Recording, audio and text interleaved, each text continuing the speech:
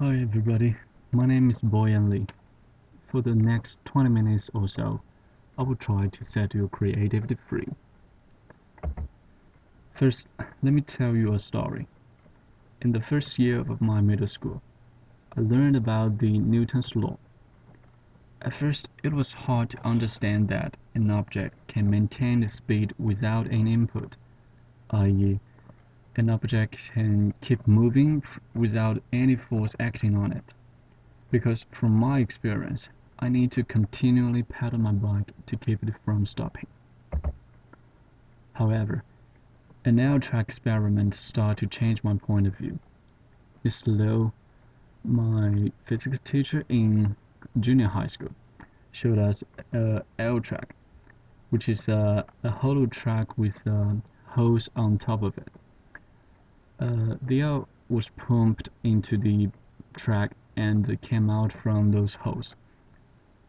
The airflow was strong enough to lift those red blocks and to keep them off the track, thus eliminating the friction between the track and the weight.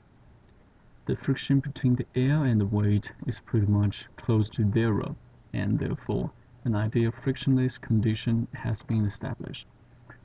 The result, obviously, was the red blocks can keep going forward and backward without slowing down, of course, at least for a while. As a result, I accept Newton's law. The way I see this world was changed. Then, let me tell you another story. When I was in senior high school, I went to the David Copperfield's magic show once. Well, David Copperfield was a great magician. At least the guy who sold the ticket to me say so. During the show, David made people fly every 5 minutes and made people disappear every 8 minutes. Well, it was fun to watch, but of course, I didn't and still don't believe any of them is true. Because it's magic. So, two stories, both what I've seen, but why I choose to accept the first one and reject the second one. As Wonkut mentioned in Teaching Engineering, if the data was very different from the existing mental structure, it does not make any sense to incorporate them into the structure. Be aware, the data, in some case, means idea. Now I want you to think about it. Did you ever come across an idea but deny it because you thought it was so stupid and impossible? Well, at least this dude did. When Thomas Edison first introduced electric light to the world, people used DC power line to deliver electricity from one place to another. When Tesla introduced the AC power line, Edison did not agree with it.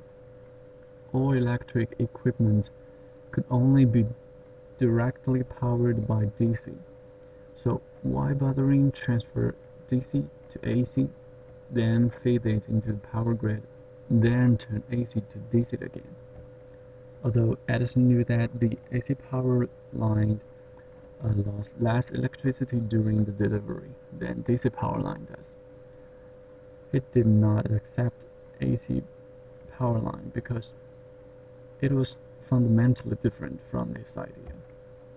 Well, of course, now we knew that the Tesla's idea was better.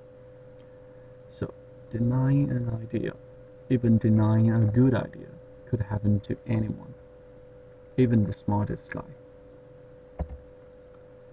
Now imagine, if the data comes from if the idea comes from a voice in your head, and you think it is impossible and does not make any sense, because it is very different from the existing mental structure of yours.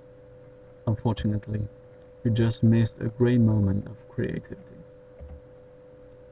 I suppose it happened to all of you. I mean, idea pops up, but it was so crazy that Even a creative mind with such vivid imagination refused to accept it. So, what can we do to prevent it from happening? Well, the most obvious way was to get rid of the existing mental structure, at least for a moment. Take a break may help with you. Uh, you know, sometimes get some fresh air, do something else, then return to the problem, hopefully with a fresher view. Unfortunately, it was hard to put it through, especially for our college students who've gone through 15 years of education, which its purpose is let us learn and remember. Just like Woncott said in his book, well, removing any entrenched knowledge structure will be difficult. So, therefore, we need another idea. In order to demonstrate the method in a better way, let's see example first. Hope you still remember this. It's a brain teaser from Adam Lothar. Basically, we need to draw 4 straight lines without lifting the pencil from the paper to connect the 9 dots, as shown as above. I have to admit, I didn't able to figure it out. After 20 seconds thinking, of course thinking inside the box, I began to realize that it is impossible to finish it. However, the next thing I did was using the mathematical way to prove that it is a mission impossible. And it goes like this.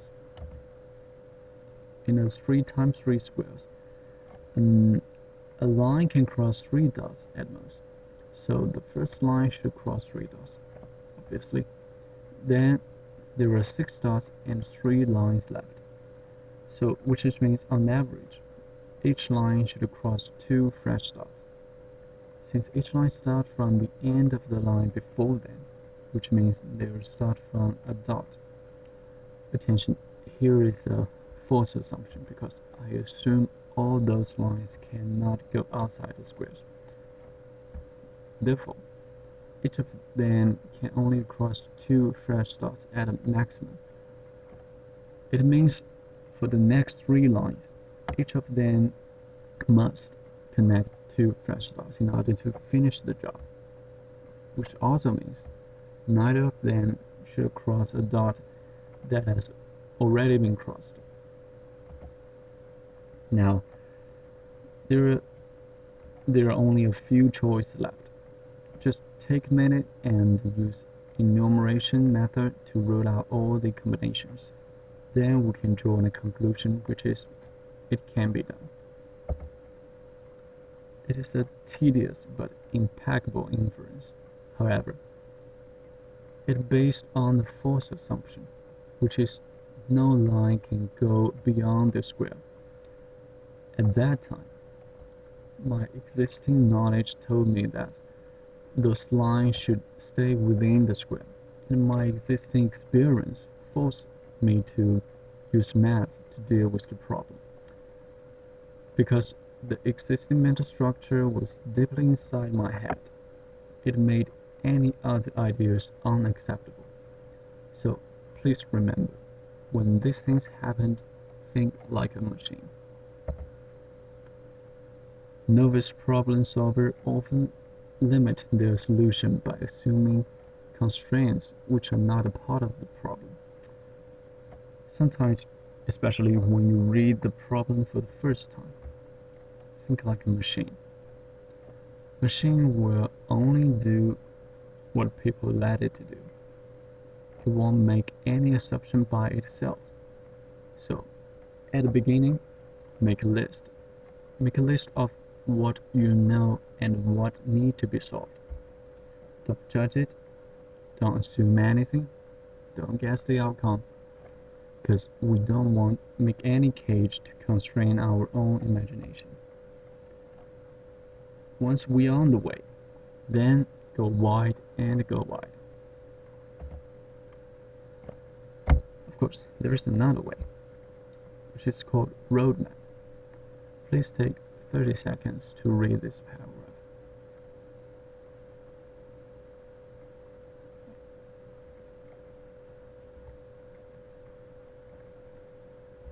Okay, time's up.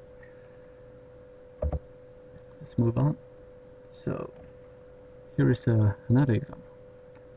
2 years ago, there was a group project about designing gearbox for the single-engine aircraft. It is an aircraft gearbox, so obviously we can't just pull over the plane when the gearbox goes wrong, so safety comes first. Therefore, we need more money to purchase some gears like helical gears and thrust bearing also. And well, this is the design of the gearbox. It turns out that the cost is too high to make any profit. At that time, of course, I didn't draw a roadmap when I was thinking about the design, but if I did, it should look like this. It is easy to spot that there is only one branch, which is a high budget, coming from the high safety factor. But is there any other option? I mean, of course, we have, in this case, for example, we can add simplifying structure or minimizing the number of components. Another thing we can spot from the roadmap is that safety does not equal to a high safety factor. It can be fulfilled by regular maintaining. So, of some adjustment, the roadmap looks like this. In order to keep the gearbox safe, we can, of course, get a high budget and purchase some high-end gears, or we can maintain it regularly, or we can redesign, simplify, and improve the structure of the gearbox. So, as we can see, the roadmap can help us to find a better potential solution. Some people may notice that it does look like mind map. Roadmap is a little bit like mind map, but the roadmap should be done after the mind map, because roadmap is more focused on potential logical solutions rather than just open mind and finding connections. And why it is helpful? Because sometimes the existing mental structure may drag us into a certain path before we realize it. Some potential path may be buried by ourselves because it is so different from what we believed. So maybe we need to go backward a little bit, then find another way. So after learning about the roadmap, I used the roadmap, redesigned the gearbox amazingly.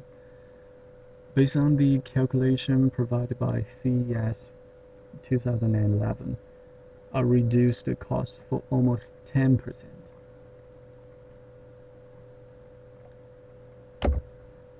And now, let's do some exercise. I want you to design a fast way from 20th floor to the ground. You can do it with your team, but I want you to design a fast way, the fastest way, and a most feasible way. Please use the method we just learned, and you have 5 minutes. While you were thinking, I'll just put this slide up, see if it is helpful. And time's up. Now, please give your design to some other teams and rate it from 1 to 10 according to how fast it is and how feasible it is. Just as a reference, walking down the stair is a 1 and the free fall scores 10. Up to you choose the best idea. please share it with the class.